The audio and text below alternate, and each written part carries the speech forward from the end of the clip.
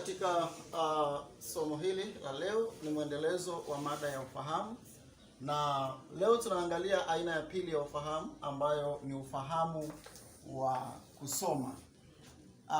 Tunasema huu ni ufahamu unaotegemea mtu asome kilichoandikwa ili aweze kupata ujumbe au taarifa zilizomo. Mtu anaweza kusoma katika vyanzo mbalimbali. Anaweza kusoma katika magazeti, anaweza kusoma katika vitabu au mabango, matangazo mbalimbali, na pia anaweza kusoma katika mitandao mbalimbali ya kijamii. Dhana ya msingi ni kwamba ili mtu apate taarifa za kutosha na sahihi kuhusu jambo fulani, ni lazima asome. Aina hii ya ufahamu inawafaa zaidi watu wanaojua kusoma na kuandika. Kwa hiyo watu wasiojua kusoma na kuandika hawawezi kupata taarifa zilizowekwa katika maandishi. Kwa hiyo aina hii ya ufahamu inawafaa watu wanaojua kusoma na kuandika. Msomaji anaweza kusoma kwa sauti kama aina mojawapo ya usomaji. Anaweza kusoma kwa sauti au akasoma kimya. Lakini vile vile kuna usomaji wa polepole au haraka haraka.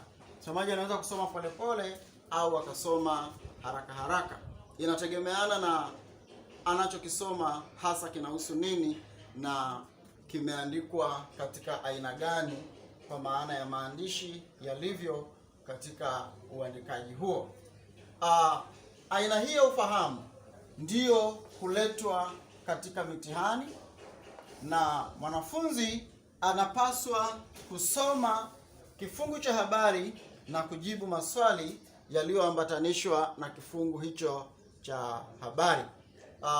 Sehemu hii ya ufahamu ndiyo hutumika kwenye swali na kwa mitihani ya kidato cha 4. Sehemu ya ufahamu huwa ni swali la kwanza kabisa. Hali kadhalika katika mtihani wa kidato cha 6 kwa muundo wa mtihani wa taifa Kiswahili 1, mtihani wa Kiswahili 1, swali la kwanza ni habari ya ufahamu, na mtahiniwa anapaswa kusoma kifungu cha habari na kujibu maswali. Maswali katika habari ya ufahamu huweza kuwa maswali mafupi ambayo yanaweza kuwa ya kujibu kweli au si kweli, ndio au hapana, au yakawa ya kujaza nafasi zilizoachwa wazi. Lakini vile vile maswali mafupi hayo yanaweza kuwa ni maswali ya kuchagua, kama ambavyo mtihani wa kidato cha 4 kwa muundo mpya wa sasa hivi mwaka 2019 utakavyokuwa. Maswali yatakuwa na majibu ya kuchagua. Lakini vile vile habari ya ufahamu inaweza kuwa na maswali marefu ambayo yatamtaka mtahiniwa kutoa maelezo kwa ufupi juu ya swali aliloulizwa. Kwa mfano, unaweza kuambiwa mwandishi ana maana gani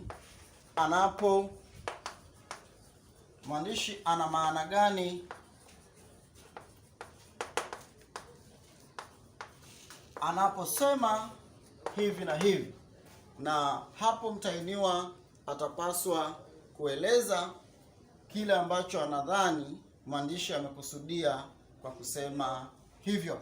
Na tumalizie aina ya 3 ya ufahamu ambayo ni ufahamu wa kuona. Pengine huitwa ufahamu wa kutafakari.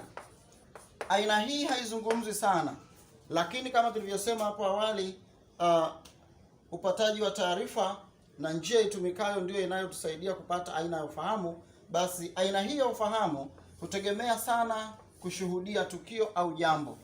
Mtu aliyeshuhudia tukio au jambo fulani ndiye anayekuwa na taarifa sahihi na za kutosha juu ya jambo hilo. Mara nyingi tumeshuhudia hata kwenye matukio kama ya ajali, wakifika maaskari hasa wa usalama barabarani, taarifa za awali wanazitaka kwa mtu aliyeshuhudia katika ajali hiyo. Kwa hiyo watu walioshuhudia na wao huwa wanakuwa na taarifa sahihi na za kutosha, taarifa ambazo zinaacha tafakari kwa yule aliyeshuhudia tukio lenyewe. Kwa njia hiyo ya kushuhudia, basi tunapata aina hii ya ufahamu, yaani ufahamu wa kuona au ufahamu wa kutafakari. Na kufikia hapo basi tunaishia hapo kuhusu mada yetu inayozungumzia ufahamu katika lugha ya Kiswahili. Asante sana, na usiache kujiunga na chaneli yetu kwa masomo zaidi ya haya.